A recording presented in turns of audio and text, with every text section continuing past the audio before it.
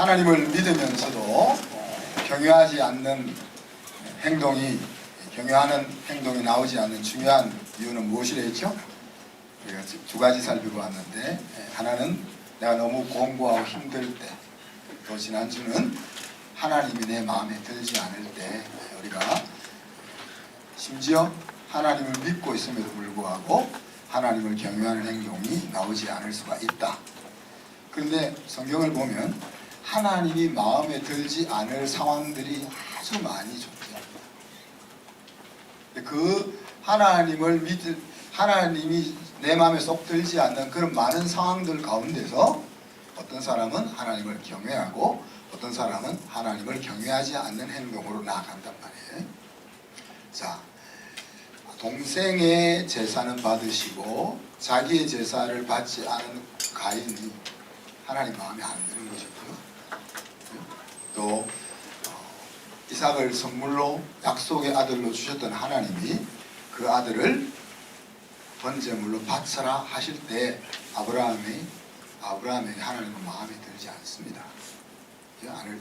그리고 다니엘과 세 친구 포로로 잡혀갔지만 하나님을 전적으로 의지하면서 그곳에서 하나님의 영광을 돌리고 있는 그들에게 사자굴에 던져진다든지 풀무불에 던져지는 일을 하나님이 허락하실 때 그 하나님이 마음에 들지 않을 수 있는 상황입니다. 모르드게처럼 그 하만의 그 괴계로 온 민족이 망하게 되는 일을 만났을 때 모르드게 마음속에는 하나님이 마음에 안 들 수 있는 거죠. 또 정말 부지중에 지은 잘못이 혹시 있을까, 그렇게 하나님 앞에 의롭게 살려고 했던 욥이 인간으로서 겪을 수 없는 수많은 어려움들을 당할 때 하나님이 마음에 들 수가 없지요. 그죠? 그리고 호세아 같은 선지자에게는 하나님이 음란한 여인을 아내로 맞이해가지고 내가 너를 얼마나 사랑하는지를 몸으로 백성들에게 보여라 라고 말씀하시는데, 그런 말을 들을 때 하나님이 마음에 안 듭니다. 가룟 유다는 하나님의 아들이 큰 힘을 가지고 자기들을 자유케 해줄 것을 기대했는데 사랑이니 용서니 이런 것을 가지고 백성들을 하나님 나라에 대해서 이야기할 때 마음에 안 드는 거죠. 가장 하나님이 마음에 안 드는 분은 누굴까요? 나 그러지 말고 가장 하나님 마음에 안 드는 사람, 저는 예수님이라고 생각합니다. 어떻게 자기 아들을 십자가에 다는 그런 플랜을 짤 수 있을까? 예수님이 그 상황 속에서 정말 말을 할 수 있었다면 하나님 마음에 안 드는 거예요. 근데 그보다 더 하나님이 마음에 안 드시는 사람이 있습니다. 누구겠습니까? 하나님 자신입니다. 이런 계획 말고는 다른 계획을 세울 수 없는 하나님이 자기를 향하여 우리가 인간적으로 하나님의 마음을 표현해 보자면 하나님이 얼마나 당신 자신이 마음에 안 들었겠어요. 그런데 가인이나 또 지난주 요나나 또 가롯 유다나 이런 사람들은 그 상황 속에서 하나님을 경외하지 않는 행동으로 나아갔고, 나머지 사람들은 그런 상황 속에서도 하나님을 경외하는 행동으로 나아가더라 하는 이야기입니다. 우리가 하나님을 경외하지 않는 행동을 하면은 하나님이 좀 나에게 비율을 맞춰주시면 좋은데 하나님은 내 생각에 절대 당신의 생각을 맞출 의향이 없잖아요. 하나님이 우리의 상한 심령을 받아주시기도 하고 또 위로해 주시기도 하고 기회를 주시기도 하고 용서해 주시기도 하고 사실 모든 것을 다 주시는 분이 하나님인데 우리의 마음을 맞춰주시지는 않는다는 거예요. 그러니 마음을 접지 않으면, 내가 마음을 접지 않으면 나만 힘든 인생이 되는 겁니다. 하나님을 경외하지 않는 인생은 사실 너무 힘이 든다, 그렇게 말할 수 있겠죠. 자, 그래서 오늘 하나님을 경외하는 이유 한 가지를 더 살펴보려고 합니다. 13절 우리가 같이 한번 읽어볼까요? 이래 결국을 다 들었으니 하나님을 경외하고 그의 명령들을 지킬지어다. 이것이 모든 사람의 본분이니라 그랬습니다. 자, 여기서 이래 결국을 다 들었다 그랬는데 이래 결국이 어떤 것일까요? 전도서 전체를 통해서 이 일의 결국이 뭔지를 우리가 두 가지 정도로 생각해 볼 수가 있는데, 하나는 뭡니까? 우리가 잘 아는 헛되고 헛되고 헛되다 하는 거, 그죠? 이게 하나님 없는 수고, 하나님 없는 성취, 그것은 뭔가 얻을 수 있는 것 같고 얻은 것 같지만은 다 헛된 거다. 그것이 하나의 이슈죠, 그죠? 또 하나의 이슈는 뭡니까? 오늘 14절에도 나와 있는 것처럼 우리 영혼이 이 세상에서 끝나는 것이 아니고 하나님께로 돌아간다는 겁니다. 다시 말하면 영원한 인생이 있다는 겁니다. 이 두 가지 이슈가 전도서에서 다뤄지고 있는 중요한 이슈들이란 말이에요. 자, 그럼 이런 이슈를 딱 내가 마음속에 깨닫게 되면 어떤 행동이 나와야 하겠어요? 내 인생이 죽고 끝난다 그러면은 뭐 뒤에 어떻게 될지 모르니까 내 소견에 오른 대로 내 환경이 이끄는 대로 살아가면 되는데, 인생이 이것으로 끝나는 것이 아니고 죽고 나면은 더 긴 영원한 세상이 있고 하나님이 그때 네가 어떻게 살았느냐 하는 것을 물으신다.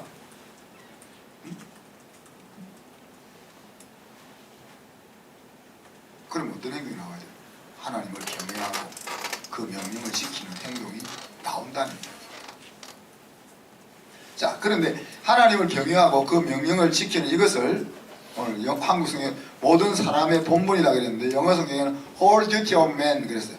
그러니까 하나님이 만든 사람에게 있어서 가장 온전하고도 최고의 듀티, 의무가 하나님을 경외하고 하나님의 명령을 지키는 거다. 그렇게 말하고 있습니다. 여러분 집에서나 또 직장에서나 학교에서나 자기 듀티를 제대로 하지 않는 사람이 주변에 있죠? 있죠? 그럼 그런 사람들을 딱 보면 어떤 생각이 나요? 아, 참 자유롭게 잘 사네, 그런 생각이 나요?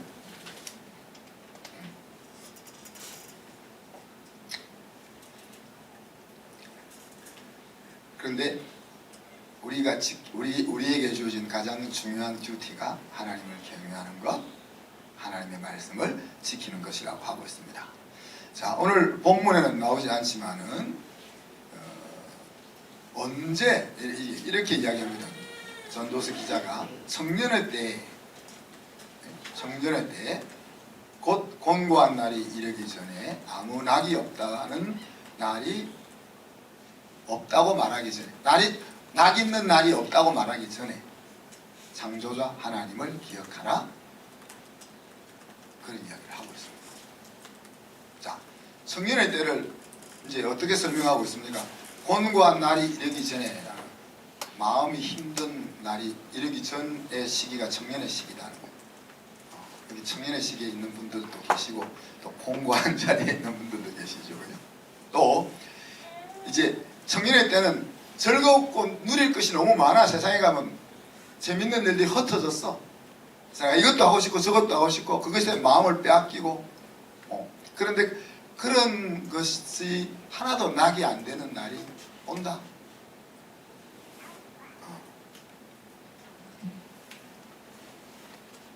청년의 때는 자신만만할 때, 힘이 있을 때, 즐거운 것이 많이 있을 때를 이야기하는 거죠. 근데 그때 뭘 기억하라는 거예요? 창조자를 기억하라. 그리고 하나님께, 근데 그 창조자를 기억하는데 하나님께 돌아가기 전에 기억하라. 돌아가고 나면 기회는 없는 거죠. 돌아가기 전에. 기억한다는 말은 이 사실이 내 마음속에 흐려지지 않도록 계속 상기해야 된다 하는 이야기. 성경의 때는 하나님이 없어도 살 수 있다고 생각이 드는 때예요. 내가 뭘 할 수 있으니까. 시간만 주어지고 어느 정도 받쳐주는 것만 있으면 내가 못할 것이 무엇이 있냐 하는 생각이 들 때입니다. 그래서 이때는 하나님을 경외하지 않는 행동이 나오기 쉬운 때예요. 그런데 이런 시기에 뭘 하라는 거예요? 하나님을 경외하는 행동을 하라 하는 이야기입니다. 그러면 이 하나님의 명령을 누가 받을 것입니까? 자, 오늘 이 말씀은 솔로몬이 자기 아들에게 하는 말이죠. 그죠? 그런데 11절에 보면 지혜자들의 말씀들은 찌르는 채찍들 같고 그랬는데, 지금 솔로몬이 하고 있는 이 전도서 내용이나 잠언이나 이런 것들이 다 지혜자의 말들 아닙니까? 그죠? 그럼 지혜로운 자의 성경적 의미는 뭘까? 우리가 머리가 똑똑하고 총명해서 사리분별을 잘하고 어떤 길을 가야 성공할 수 있고 어떤 사업을 펼쳐야 되냐, 이런 것들을 말하는 것이 아니고, 성경에서 말하는 지혜로운 자, 문맥적으로 우리가 살펴보면 좋겠죠. 그죠? 그러면 성경 전체의 문맥에 있어서 이 지혜로운 자와 반대 개념의 사람이 어떤 사람이냐 하는 것을 살펴보면 지혜로운 자가 어떤 자인지가 분명해지는 거죠. 자, 성경에서 말하는 지혜로운 자와 반대 개념에 있는 사람은 어떤 사람이에요? 어리석은 자. 네, 어리석은 자. 자, 그 어리석은 자는 여러 가지 많은 어리석음을 행하잖아요. 여러분 해봤으니까 잘 이해할 겁니다. 여러 가지 어리석은 행동을 많이 해. 그런데 그 어리석은 행동 중에 가장 대표적인 어리석음이 뭐예요? 하나님이 없다.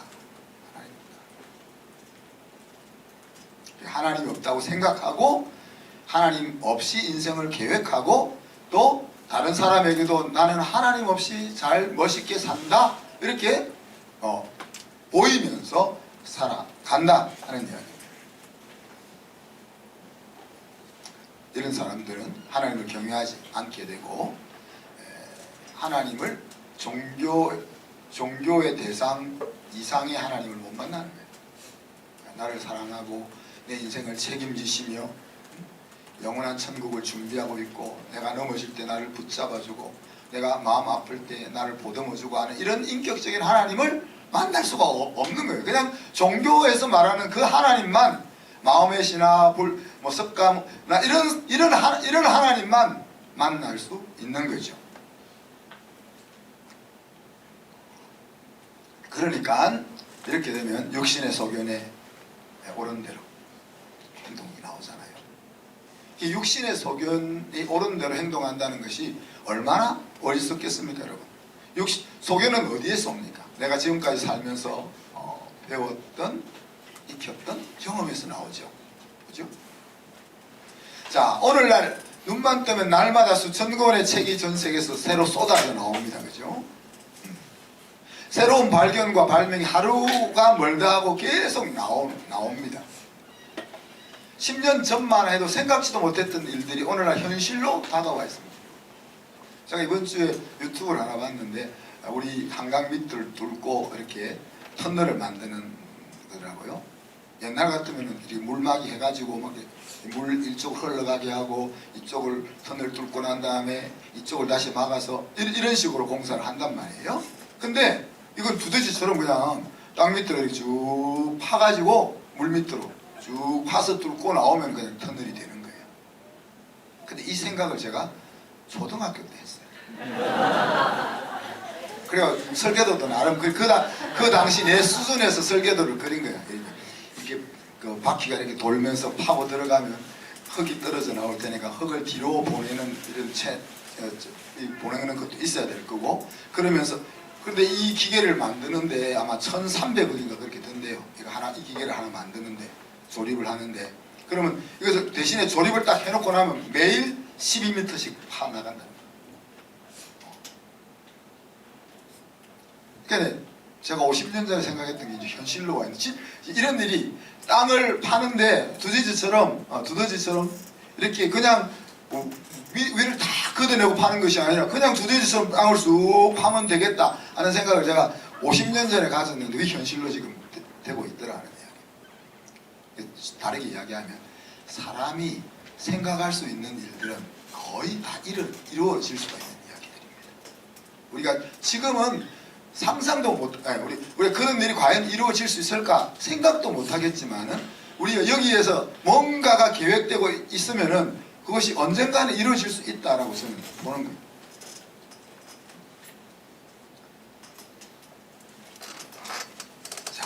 그러면 어리석은 자의 대표적인 행동은 하나님이 없다 하는 거.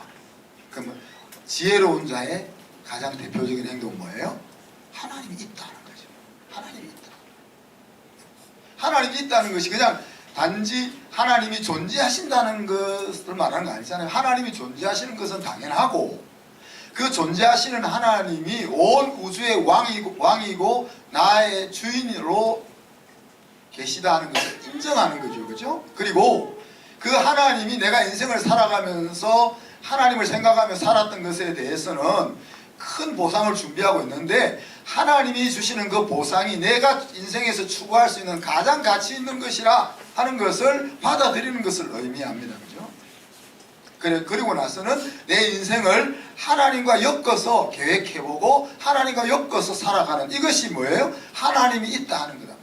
그게 바로 우리가 계속 지금 배우고 있는 하나님을 경외하며 사는 거죠. 그런데 오늘 11절에 뭐라고 했어? 지혜자들의 말씀들은 찌르는 채찍들을 갖고 자, 내 힘으로 시간만 주어지고 자원만 지원되어진다면 모든 거 다 할 수 있다고 생각하는 그 청년의 때에 야 아니야 너 네 힘으로 할 수 있는 게 없어. 하나님 생각하면서 하나님 경외하면서 하지 않는 건 다 헛것이야. 이렇게 교훈하는 말씀은 마음에 받아들이기 좋지 않은 말씀들이에요. 자, 여러분이 나름 여러분의 그 권위자들이 있을 거 아니에요, 그죠? 여러분의 부모님이 권위자일 수도 있고, 여러분 스승이 권위자일 수도 있고, 직장의 상사가 권위자일 수가 있는데, 권위자가 여러분에게 야 이렇게 해봐, 이렇게 하면 너 성공할 수 있어, 이렇게 길을 딱 정해주면 예 하겠습니다. 그래요? 안 그러세요? 안 그러고 어떻게 사세요? 안 하지요. 어떻게 믿어요? 그 사람은. 그런 권위자가 있다면 여러분은 복받은 사람이에요. 진짜 복받은 사람이에요. 여러분의 아버지가 야 아들 너 이렇게 살아야 인생을 승리하고 행복하게 살 수 있어 라고 이야기할 때 그 아들이 알았습니다 아버지 내가 그렇게 한번 살아볼게요 라고 말할 수 있다면 그 아들은 복된 아들이다. 선생님이 야 너 이렇게 투자하고 이런 일을 좀 했으면 네가 잘 될 것 같아 라고 이야기할 때 알았습니다 선생님 제가 거기 한번 힘을 쏟아볼게요. 이럴 수 있는 사람은 복 있는 사람이다. 왜요? 그 권위자와 인생의 조언을 받을 만큼 그런 관계가 있는 것 아니에요. 그죠? 우리가 인생을 살면서 다 우리가 최고 권위자가 되고 내가 하나님이 되고 그러니 내가 얼마나 힘이 들어요. 내가 다 해결해야 되니까. 근데 능력이 해결할 수 있는 능력이 역량이 되면 괜찮은데 하다 보면 벽에 부딪히는 일이 나오잖아요. 그런데 내 인생은 내가 해야 된다. 하나님이 없는 사람들은 내 인생은 내가 책임져야 된다라고 이야기할 때 내가 책임질 만한 역량이 있을 때는 별 문제가 안 되겠지만 벽에 부딪히면 얼마나 힘이 듭니까? 오늘 말씀은 솔로몬 왕이 노년에 기록한 말씀입니다. 정확한 것은 우리가 신학자들이 말에 따르면 솔로몬이 죽기 전에 한 4년 전에 선도서를 쓰지 않았겠나 이렇게 추정합니다.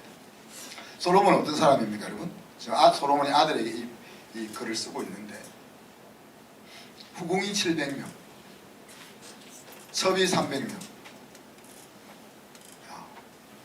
어떻게 다 살았는지 모르겠어요. 여자 하나 비 맞추기 힘든데 1000명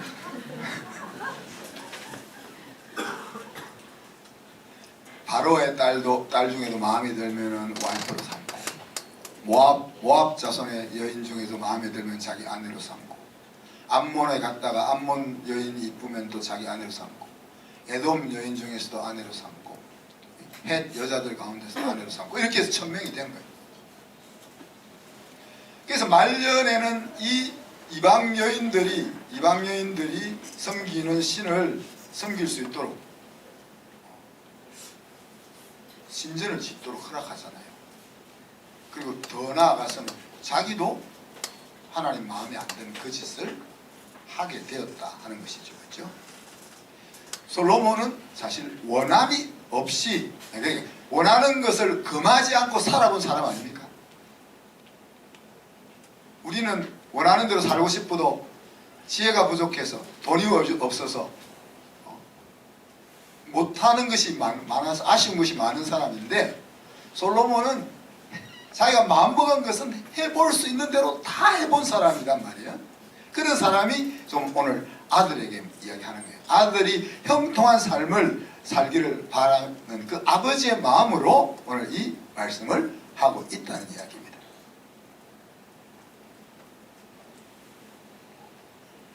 솔로몬에게 아들이 몇 명 있었을까요? 성경에 기록도 없고, 또 솔로몬 아들이 몇 명이었는지는 또 아무도 안 알려주더라고요. 데리고 산 여자가 1000명이니까 1000명 중에 하나씩만 나오면 얼마요? 1000명. 임신 못하는 사람도 있을 테니까 반으로 딱 잘라놓고, 수백 명이 됐을 거예요. 우리가 상상을 하기를 수백 명이 됐을 거 아니에요. 1000명은 안 되더라도, 그렇죠? 근데 그 수백 명 되는 아들 중에 왕좌를 물려줄 아들이 누구의? 르호보암이라는 아들밖에 없었어요. 자, 우리 조선시대에도 보면 왕들이 여러 여자들을 데리고 살죠. 그래서 이것을 좀 나쁘게 생각할 수도 있지만 또 긍정적인 면이 있어요. 만약에 이제 왕이 황후만 데리고 살다고 생각해 보세요. 근데 그 황후가 머리가 좀 나빠가지고 아들을 낳았는데 이상하게 어리버리한 아를 낳았어요. 그럼 어리버리한 그 애가 나라를 다스리면 이제 아버지가 죽고 나라를 다스리면 나라가 어떻게 되겠어요? 그러니 긍정적인 측면에서는 여러 여자들에게서 아들을 놓고 그 중에서 나라를 잘 다스릴 만한 사람을 뽑아서 왕으로, 세자로 책봉해서 왕으로 세우는 거죠. 그렇다고 제가 여러 여자들 사는 것을 옹호하는 것은 아닙니다. 이렇게 말을 해드려야 오해한 사람. 자, 그러니까 솔로몬이 왕위를 물려주려고 할 때 그 세자를 어떤 사람을 택했어요? 몇백 명 중에 제일 쓸만한 놈을 골랐을 거 아니에요. 안 그래요? 제일 쓸만한 놈을 골랐는데 그 르호보암이라는 애가 쓸모가 없는 거죠. 왜 그랬을까요, 여러분?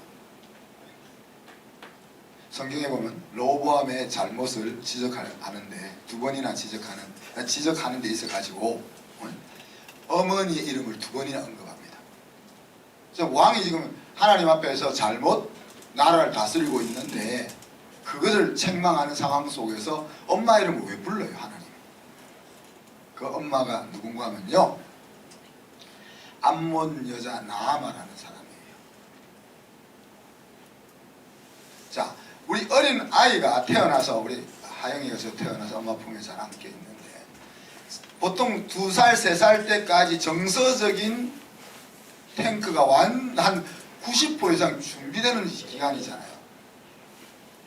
그래서 우리가 아이가 글을 읽고 책상에 앉아서 공부하기 전보다 더 중요한 시기가 그렇게 글도 못 읽고 그냥 아기 때, 그때가 가장 중요하다는 이야기죠. 이 중요한 시기에 엄마가 어떤 정서로 그 아이의 마음속에 채워주느냐 하는 것이 이 아이가 이제 커서 공부를 하고 사회에 나가서 뭘 하려고 할 때 어떤 인물이 될 거냐 하는 것들을 좌우한다는 이야기예요. 그 모습을 섬기는 이 엄마 밑에서, 암몬 여자 밑에서 이 르호보암이 자랐으니까 걔한테 쓸만한 것이 뭐가 나오겠냐 하는 이야기입니다.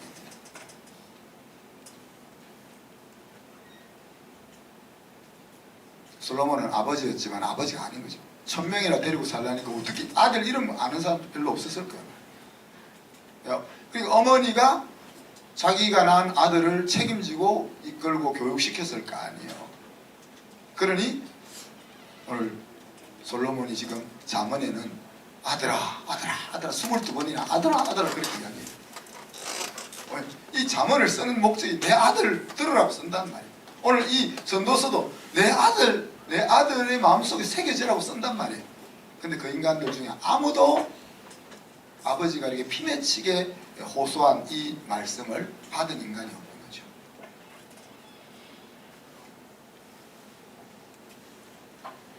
사랑하는 성도 여러분, 누가 아들입니까? 그러면 하나님이 받지도 않은 아들한테 쓸데없이 잠언 31장, 전도서 12장 쓰게 하셨을까?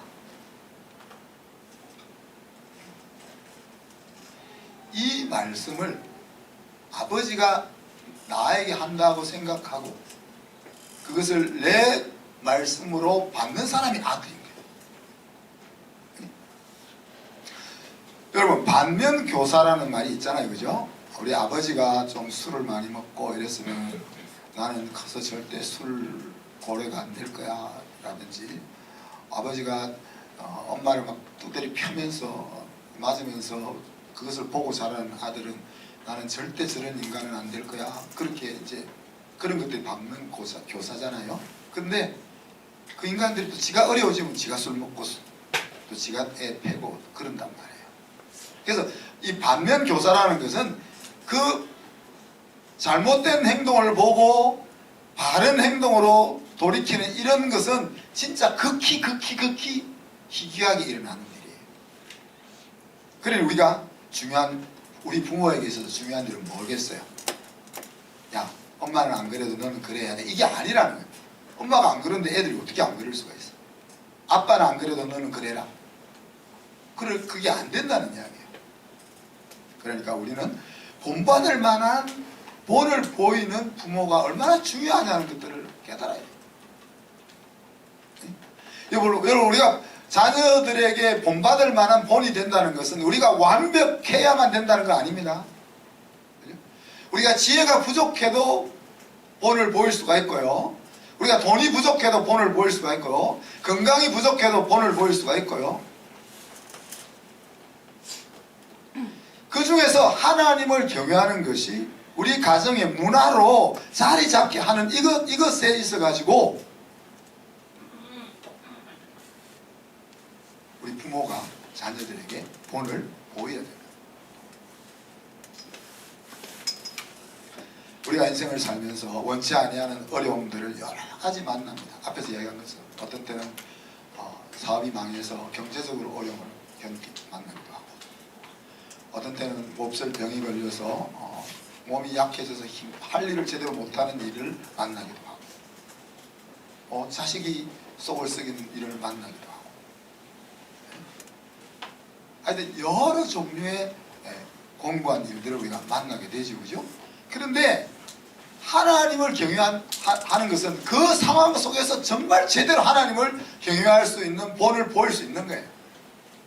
모든 것이 우리가 생각하는 대로 잘 흘러가고 있을 때 우리가 하나님을 경외하는 것을 우리 아이들에게 보여줄 수가 없는 거예요. 잘 되고 있는데, 근데 사업이 망해서 때거리를 걱정하는 상황 속에서 아빠가 그것을 어떻게 부딪히고 해결해 나가느냐, 하나님을 경외하면서 어떻게 그것을 부딪히고 해결해 나가느냐. 응?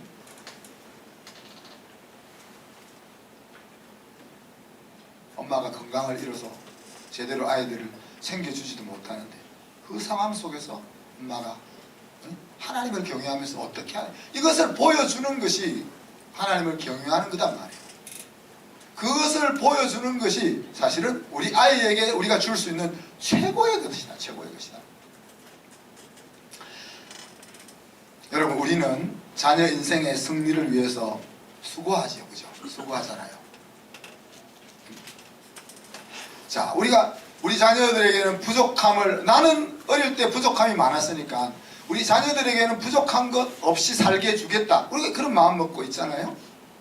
내가 고생했으니까 내가 가난하게 살았으니까 너도 가난하게 살아봐, 살면 배울 것이 많아, 그런 마음 먹고 있어요. 누가? 공부 잘하도록 과외시키고 챙기는 것, 재주가 있으면 그 재주를 갈고 닦아서 세상에 나가 빛이 나도록 힘쓰는 거, 또 심지어는 이제 시집장가 보낼 때 먹고 살 거 다 챙겨가지고 보내는 거, 또 우리 아이들이 상처받을까봐 막 끝까지 따라다니면서 보호하고 챙기는 거, 또 아이들이 뜻을 펼칠 수 있도록 재정적으로 후원해주고, 이런 것들을 우리가 우리 아이의 인생 승리를 위해서 우리가 애쓰고 있는 것들이란 말이에요. 근데 이런 것이 나쁘다는 것은 아니고, 해주면 나쁠 건 없죠. 해주면 나쁠 것은 없죠. 그러나 이런 것들은 다 부수적인 것들이라는 이야기입니다. 이것 해주는 것이 우리 아이의 인생을 승리하게 하는 것이 아니라는 거죠. 오히려 하나님을 경외하는 사람은 시간을 어떻게 보내는지 그거를 행동 속에서 보여주는 거예요. 하나님을 경외하면서 돈을 어떻게 버는지, 또 번 돈은 어떻게 쓰는지,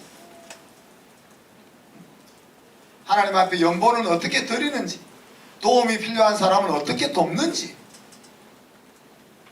직업을 선택할 때는 어떻게 선택하는지, 생각이 다른 사람과는 어떻게 함께 조화를 이루려고 애쓰는지, 어려움을 만났을 때는 그 어려움에 어떻게 대처하는지, 이런 것들이 뭐예요? 우리 아이들의 인생을 승리하게 해줄 수 있는 하나님 경외하기를 보여주는 거예요. 여러분, 가르치기 위해서 배우는 사람과 그냥 단순히 대학을 가기 위해서 공부하면서 배우는 학생과는 배움의 태도가 달라요. 제가 이제 호주 유학 갔을 때가 나이가 몇 살이었죠? 37살 때인가 그랬을 거예요. 그러면 제가 영어를 그렇게 잘하는 것도 아니고 37살 때였으면 공부한 지, 대학을 졸업한 지 제가 23세 졸업했으니까 거의 14년, 15년 지났을 때잖아요. 근데 호주에 가서 교회도 섬겨야 되고, 또 하숙도 해야 되고, 피자 배달도 해야 되고,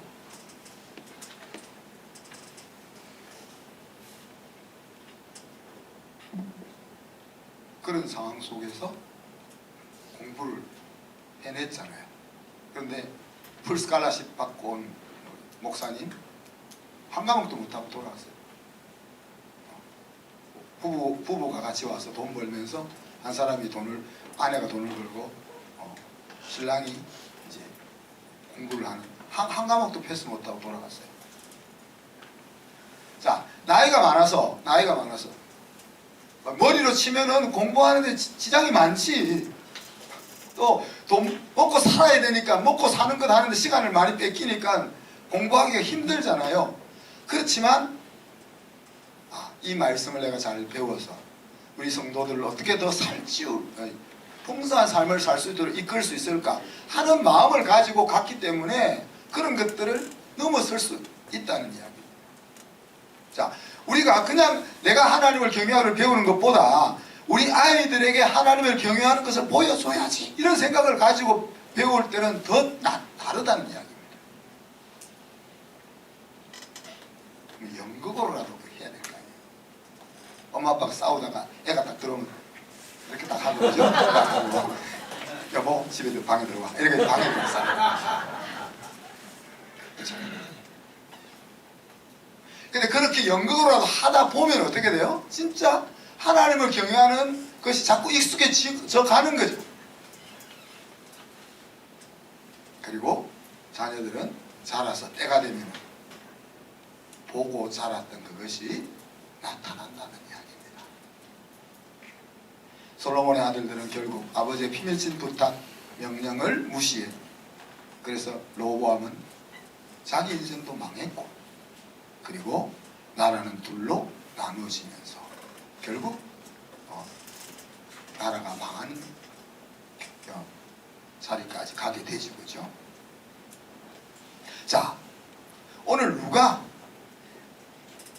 솔로몬이 말하고 있는 하나님을 경외하고 그 명령을 지키는 것이 사람에게 주어진 최고의 듀티다 라는 이 명령을 자기 것으로 받아서 복된 길로 들어가겠습니까? 이것이 내가 인생을 살면서 할 수 있는 최고의 듀티라고 받는 사람은 뭐예요? 그 사람이 한 영적인 아들인 거예요. 문맥적으로 보면 이 오늘 읽었던 말씀은 솔로몬이 아들에게 한 명령이고 권고입니다. 그죠? 그런데 솔로몬의 아들들은 아무도 이 말을 안 들었어. 그래서 이것을 더 큰 성경 전체 문맥으로 미루어 보면 뭐예요?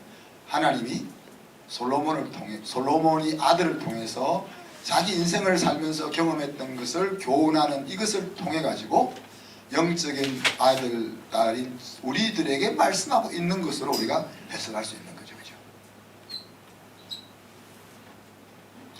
오늘 말씀의 엑스티켓은 하나님이 사람에게 주신 그 듀티를 내가 받을 거냐는 겁니다.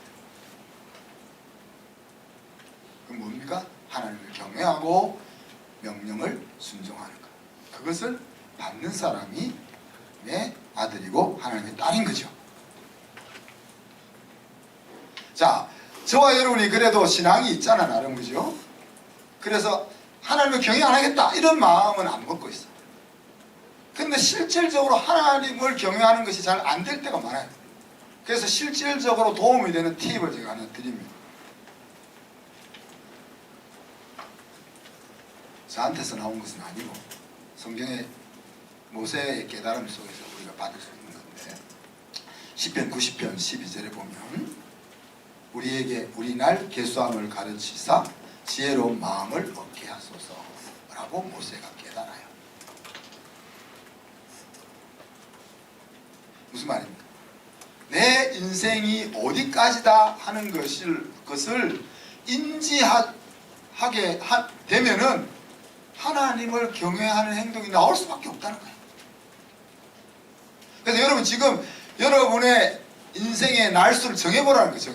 100살까지 살고 싶은 사람 없어요? 90, 80, 70, 60 이렇게 정해보란 말이에요. 나는 60까지만 짧고 굵게 살 거야. 그것도 괜찮잖아요. 그렇게는 안 하고 싶은 거죠.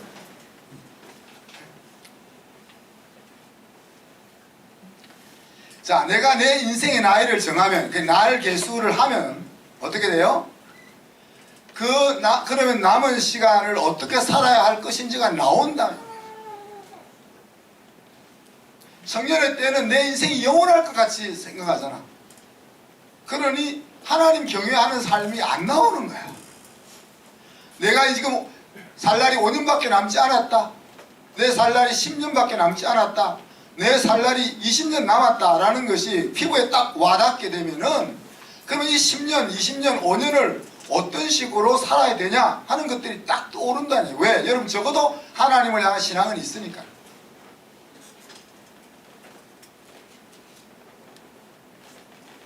저는 그날이 기다리십니다. 왜? 하나님이 나를 위해서 만든 귀한 새는 맨션이 있으니까. 제가 건축할 때마다 피가 새가지고 이 사람한테 왜 안 해놨는데 제 잘못이 아니고, 제가 야 여기 이런 거 생길 테니까 여기 제대로 이렇게 해놓으면 꼭 시키는 대로 안 하고 건축업자들이 자기 소견에 오름들 해가지고 이제 문제를 일으켜요. 제가 정말 제대로 집을 한번 지어봐야 될 것 같아요. 제대로.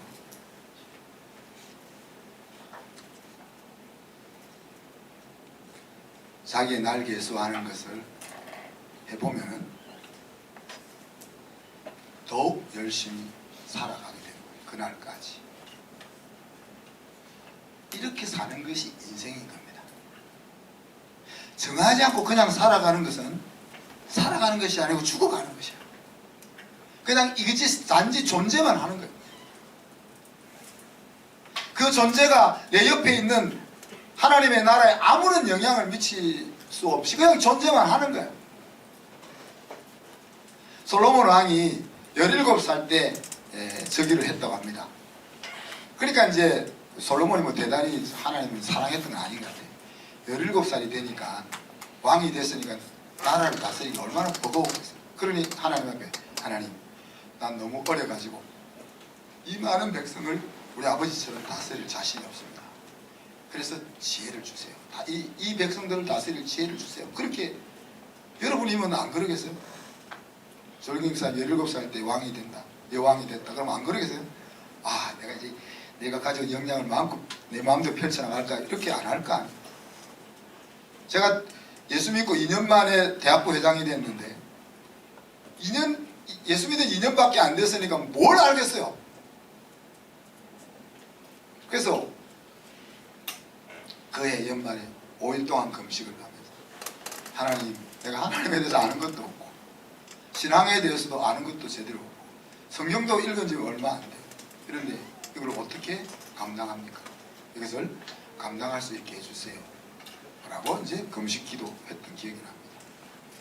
그리고 그 다음 해에 제가 이야기했죠. 우리 소영역의 대학부가 7명에서 61명으로 제가 다음 회장한테 대학부를 넘겨줬습니다. 17세 때 저기 하면 내가 감당할 수 없다고 생각하면 솔로몬처럼 그렇게 하나님을 기도할 수밖에 없는 거예요. 자, 그리고 이 솔로몬이 왕으로 즉위한 지 4년째 되는 날부터 뭘 시작하는가 하면은 성전 건축을 합니다. 그리고 성전 건축 6년인가 7년 만에 끝나고 나서도 왕궁을 14년에 건축하잖아요. 그래서 성전 건축하고 왕궁 건축하는 기간이 20년이라고 그랬어요. 그러니까 41살까지 왕궁 짓는 거예요.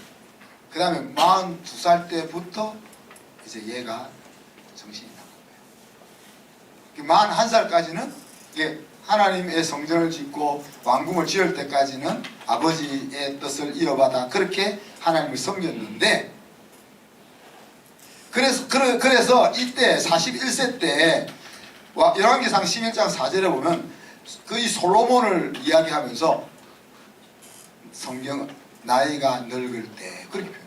여러분 41살이 늙은 나이예요?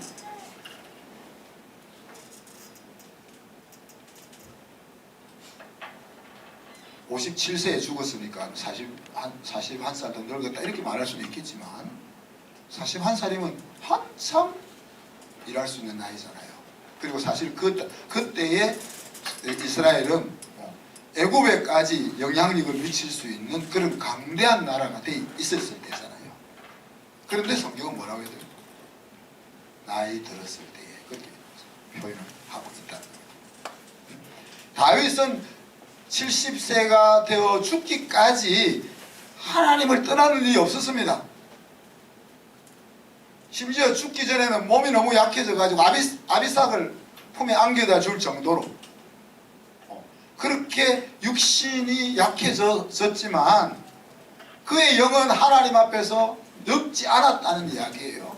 그런데 솔로몬은 41살 때 하나님의 보기에는 네가 영원히 늙었다 이제는 그렇게 보고 있는 거죠.